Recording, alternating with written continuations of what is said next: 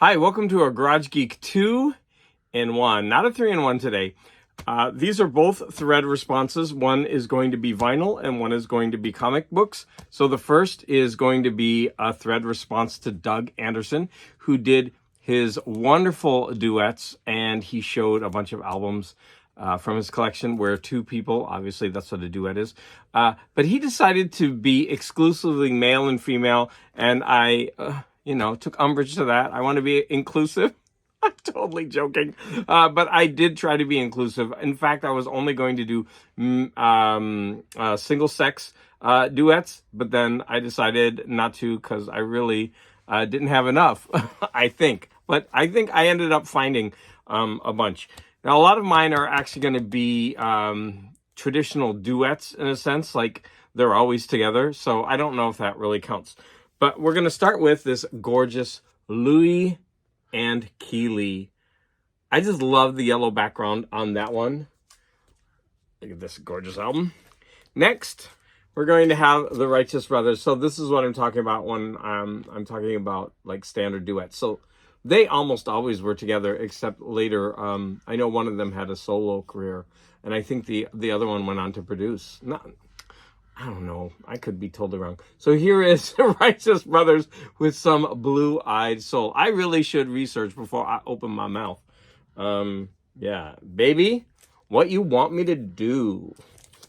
Next, we have this lovely Rimsky and Korsakov album, Scheherazade. So we have the duet of Rimsky and Korsakov. Here we have another brother duo, but they're I think they're more comedic, right? The Smothers Brothers. Here we have the two sides of the Smother Brothers. I just love these old glossy, they're like glossy matte. I'm not sure how to call that, but look at the texture on that. You can just see the texture on it. It's such a cool album. Oh, this was owned by Chilcott. Thank you, Chilcott. That makes my album very unique. No one else in the world has a Chilcott signed album of the Smothers Brothers. Next, we have Hall & Oates. Now, I have this Hall & Oates album, and I do not like the cover very much. And so I put the inner sleeve as the cover. I like that one better. But the real Hall & Oates gem that I'm going to show is this one. Oh, my Lord, what were they thinking? I remember I was in Saudi Arabia, and there was a guy there, and he was like, ooh, they're pretty. And I've never forgotten that. I don't know why that has stayed with me all these years, but that album cover is hilarious. Here we have a mother-daughter duet, The Judds. This is actually a really, really good album. I think I even saw them in concert. I don't know if that's a false memory, but I'm pretty sure I saw them. Okay, I have the next two albums are a break. I forgot to mention in my live chat that we lost Melanie, I think 3 days ago. And so I pulled out a couple Melanie albums just to commemorate her passing. Yeah, so there's Melanie. She will be missed. I mean, she's not someone that I listen to on a regular basis, but every time I do listen to her, I'm fascinated by her voice. And I really should check out her catalog more. I mean, look at that gorgeous picture of Melanie. So Melanie will be missed. Next, we have Loggins and Messina sitting in. So, of course, Kenny Loggins would go on to a phenomenal solo career. I mean, phenomenally successful solo career. We have this awkward Dolly and Porter. Like, Porter Ragnar just looks like so awkward. Of course, Dolly looks so graceful in that awesome dress. But here we have Porter and Dolly. We have Diana and Marvin. And this actually opens up this way. Now, I've told this story before, so I actually bought this CD when I was in Saudi Arabia, and most of the times they when I lived there, they would take magic marker and just cross off the female's face. But on my CD cover, all they did was they took a line and they drew it down the middle because they weren't supposed to be touching. So that's just a memory of something that I have from Saudi Arabia. I should pull that out of my collection. For me, I'm never going to get rid of that because it just reminds me of a piece of my history. Two more, kind of like on the fringe. I have this album from the Adventures of Son of Town Hall, and I saw this this duo live, and they did sign my record at the venue. This is actually, they were actually really, really good. That's why I went ahead and bought the vinyl. And then finally, I have this album called Transit from Windham Hill, and it is by Ira Stein and Russell sorry, I'm reading it backwards. Walder. And here we have them on the back. So there you have my all-inclusive duets from, and they had to be albums, complete albums where both people took part. So there you have it, Doug Anderson. Thank you. That is my thread response. I actually I could have found more, but these are the ones that I first found, and I figured that was enough, because now I'm going to have to refile all these, and I'm in a refiling hell right now. So they're going to go down to the side and probably not get filed for a long time. So now we're going to move on to part 2 of this video. And this is a response to Comic Collectors Geeks Friday Night Challenge. And this week the challenge is pretty funny. It's called Cabooses. And so we have to show comics that have butts on the cover. And I found myself laughing at that video. It's pretty funny. There is this one picture of Wolverine. I think it's a cover, and man, it is so bad, and it just prominently features his butt. I wish I don't have it, but I would have loved to show it. I also have this picture. It's not the cover, but it's when you open up the comic, the splash page of Daredevil. He's like knocked out cold, and his butt is up in the air, and there's this caveman coming toward him. And so that is my biggest like butt in danger cover, which I should have pulled out to show. But I'm going to focus exclusively on Spider-Man. So we're going to get some Spider-Man derriere in this video. I was going through Captain America, and there aren't many covers that I found with Cap's butt. But as soon as I started looking for Spider-Man, it was all over the place. So Spider-Man features his ass a lot on comic covers. So I'm just going to go through them.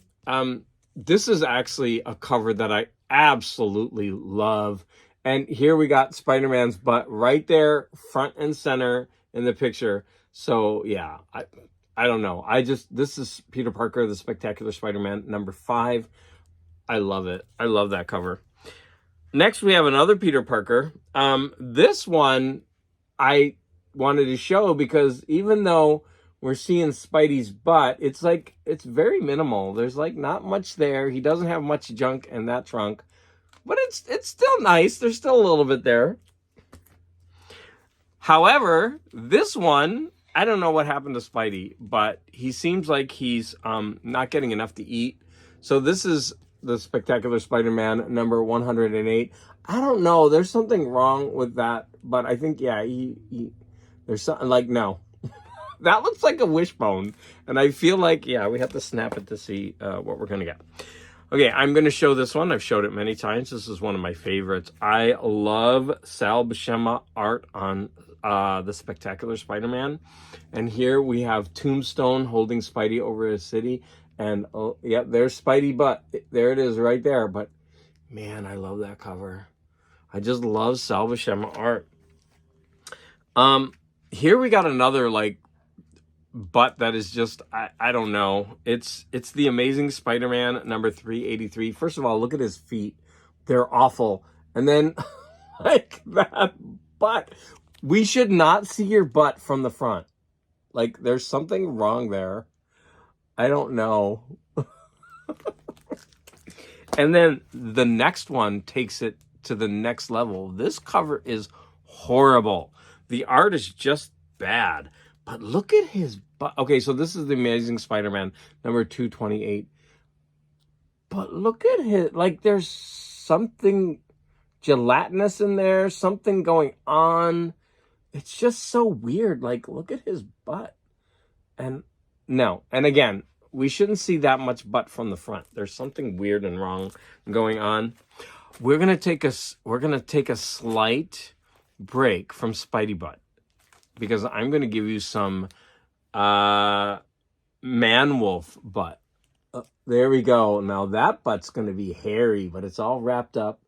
So I don't know. What do you think? This is the Amazing Spider-Man number 190 with some man-wolf action there. There you go. Man-wolf butt.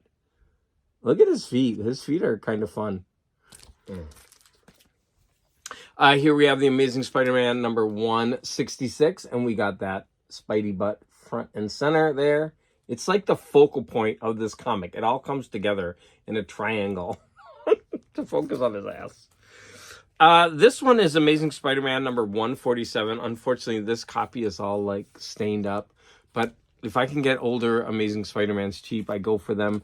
In fact, this needs a new bag, but look, this is like the spread out Spidey butt. It's like almost just a line there. And there we have Tarantula. Like, I don't want to talk about Tarantula either, but I actually like this cover a lot, and I like the Tarantula as a villain.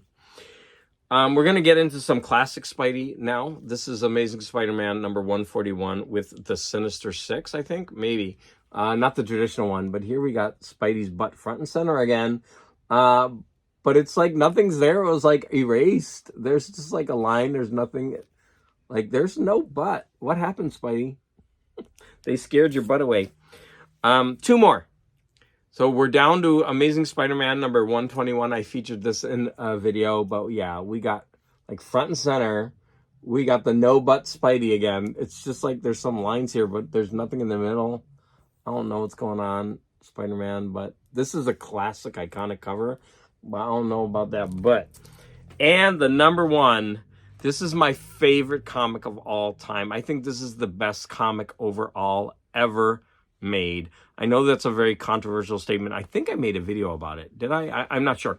And this is going to be an example of the spread out Spidey butt, like maximum extension. So this is the Amazing Spider-Man annual number 1. And look at Spidey, like all spread out there for his villains already. And yes, this is the greatest comic book ever made. I know some people in the comments of the other video I made, they had other choices, but for me, this is it. Okay, I'm going to leave this video unedited. I'm just going to go ahead and post it. If you have any comments, please put them. I love comments. I want to thank Comic Collector Geek for his weekly challenges, and also Doug Anderson for throwing out his threads. I really enjoy both of your videos. And again, like always, I want to thank you all for the support.